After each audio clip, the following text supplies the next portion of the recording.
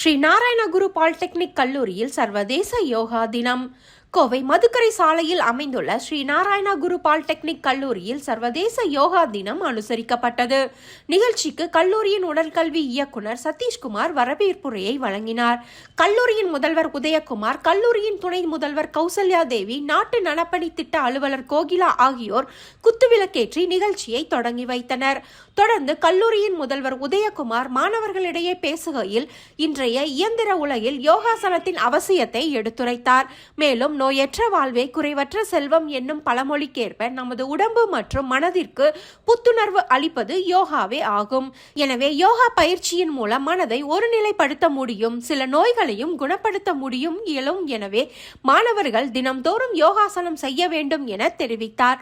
தொடர்ந்து கல்லூரியின் உடற்கல்வி இயக்குனர் சதீஷ்குமார் நிகழ்ச்சியினை ஒருங்கிணைத்து மாணவர்களுக்கு யோகாசன பயிற்சியை அளித்தார்.